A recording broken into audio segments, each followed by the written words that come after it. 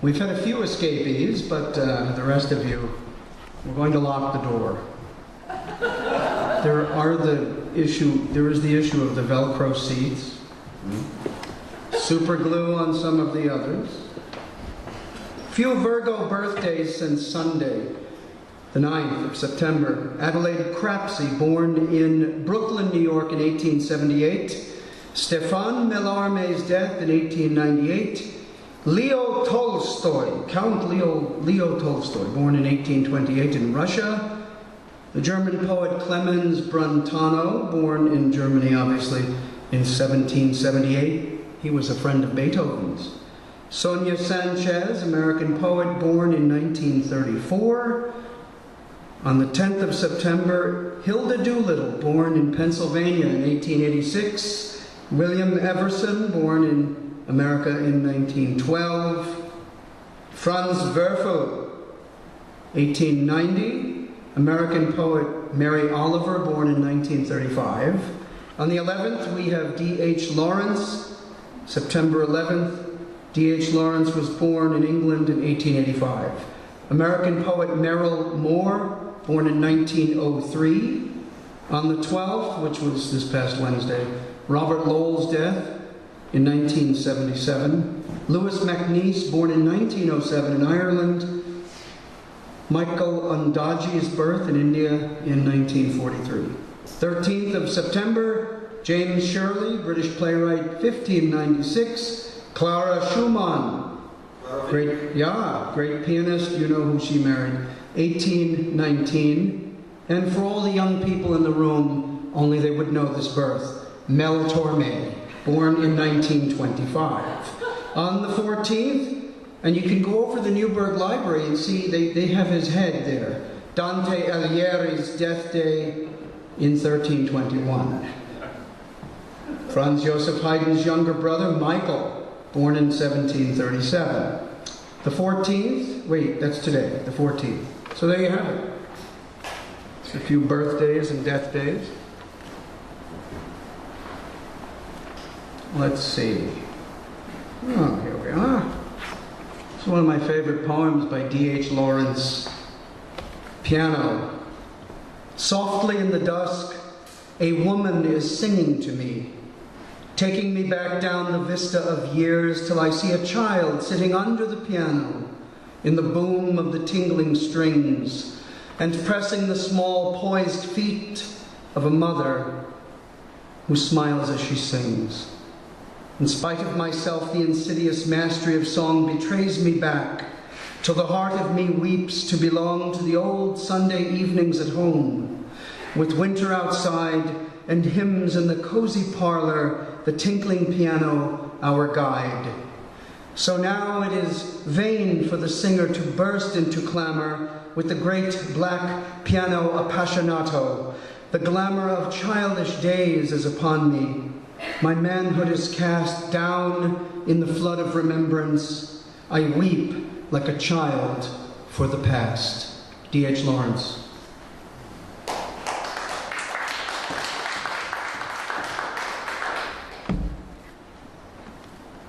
The American poet Hilda Doolittle, who often used her initials H.D. when she initially signed her poems. She was born on the 10th of September, 1886. Eurydice. 1. So you have swept me back, I who could have walked with the live souls above the earth, I who could have slept among the live flowers at last. So for your arrogance and your ruthlessness, I am swept back, where dead lichens drip dead cinders upon moss of ash. So for your arrogance, I am broken at last. I who had lived unconscious, who was almost forgot. If you had let me wait, I had grown from listlessness into peace. If you had let me rest with the dead, I had forgot you and the past, too. Here only flame upon flame, and black among the red sparks, streaks of blackened light, grown colorless. Why did you turn back that hell should be re-inhabited of myself thus swept into nothingness? Why did you turn back? Why did you glance back? Why did you hesitate for that moment? Why did you bend your face, caught with the flame of upper earth above my face? Why is it that crossed my face with the light from yours and your glance? What was it you saw in my face? The light of your own face? The fire of your own presence? What had my face to offer but reflex of the earth, hyacinth color, caught from the raw fissure in the rock where the light struck, and the color of azure crocuses, and the bright surface of gold crocuses, and of the wind flower swift in its veins, as lightning and as white. 3. Saffron from the fringe of earth, wild saffron that has bent over the sharp edge of earth, all the flowers that cut through the earth, all the flowers are lost. Everything is lost. Everything is crossed with black, black upon black, and worse than black, this colorless light. 4. Fringe upon fringe of blue crocuses, crocuses walled up against blue of themselves, blue of that upper earth, blue of the depth upon depth, the flowers lost. Flowers, if I could have taken once my breath of them, enough of them, more than earth, even than of the upper earth had passed with me beneath the earth. If I could have caught up from the earth the whole of the flowers of the earth, if once I could have breathed into myself the very golden crocuses and the red and the very golden hearts of the first saffron, the whole of the golden mass, the whole of the great fragrance, I could have dared the loss. 5. So for your arrogance and your ruthlessness, I who have lost the earth and the flowers of the earth and the live souls above the earth, and you who passed across the light and reached ruthless, you who have lost your own light, who are to yourself a presence, who need no presence, yet for all your arrogance and your glance, I tell you this, such loss is no loss, such terror, such coils and strands and pitfalls of blackness, such terror is no loss. Hell is no worse than your earth above the earth. Hell is no worse, no, nor your flowers, nor your veins of light, nor your presence a loss. My hell is no worse than yours, though you pass among the flowers and speak with the spirits above earth. 6. Against the black I have more fervor than you in all your splendor of that place. Against the blackness and the stark gray I have more light and the flowers. If I should tell you, you would turn from your own fit paths towards hell, turn again and glance back, and I would sink into a place even more terrible than this. 7. At least I have the flowers of myself, and my thoughts, no God can take that. I have the fervor of myself for a presence, and my own spirit for light. And my spirit with its loss knows this, though small against the black, small against the formless rocks, hell must break before I am lost. Before I am lost, hell must open like a red rose for the dead to pass. Hilda Doolittle.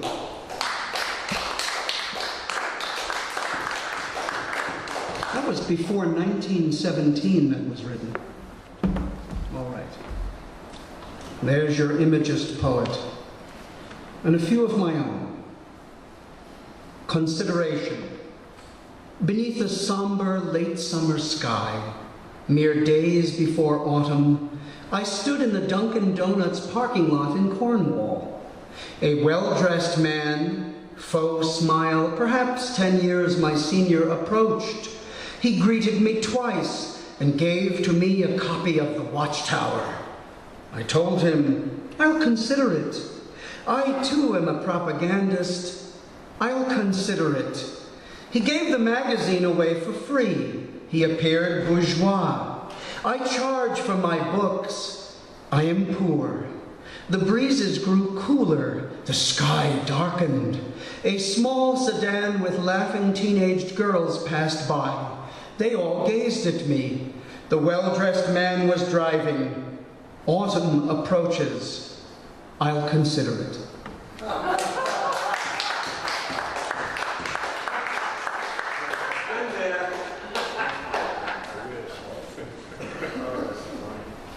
Night noise, postpartum rain, late summer, lawns of rusted steel wool from the parched and cracked skin of fields, now vernal soft once more. Secret crickets lead the meditation as tree frogs recite call and response. She lies abed. Open windows, curtains utter secrets, flags and banners on manors in night's kingdom.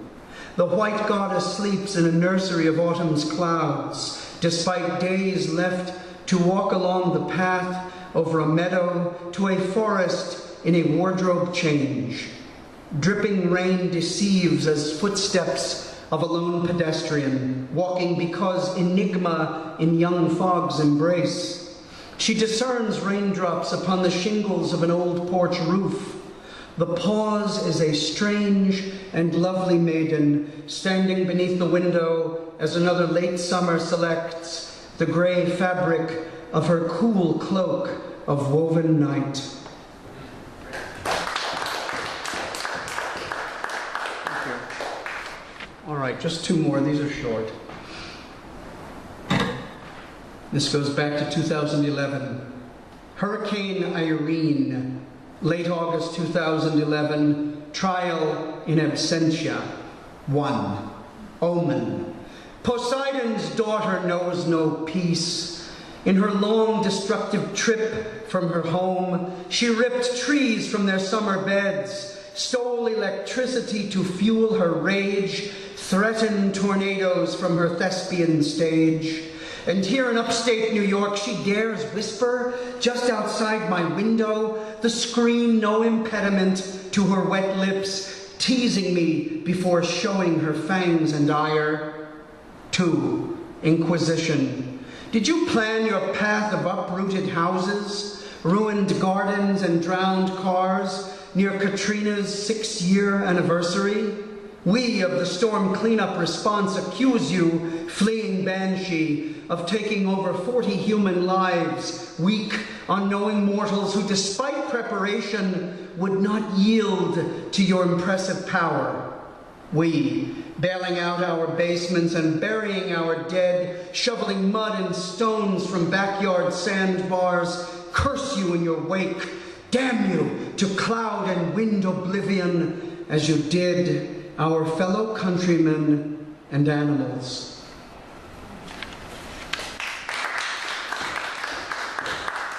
This is the last one. The cello. The ghost loved the cello his entire life.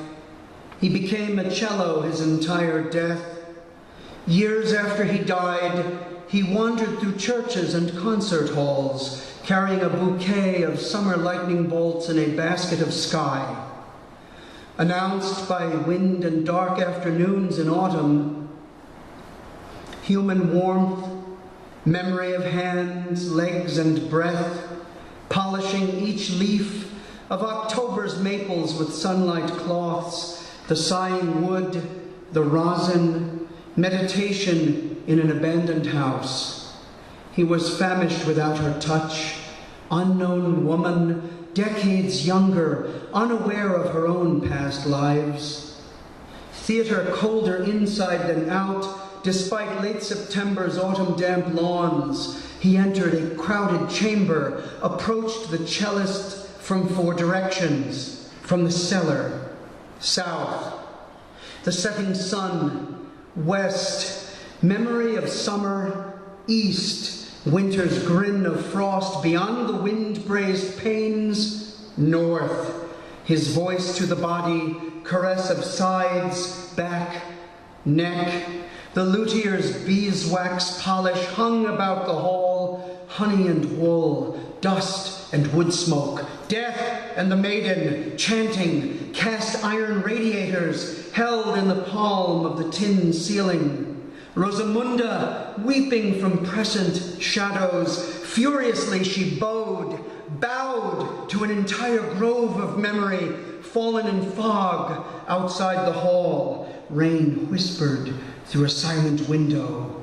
Autumn would be a memoir, winter a library without heat. Thank you.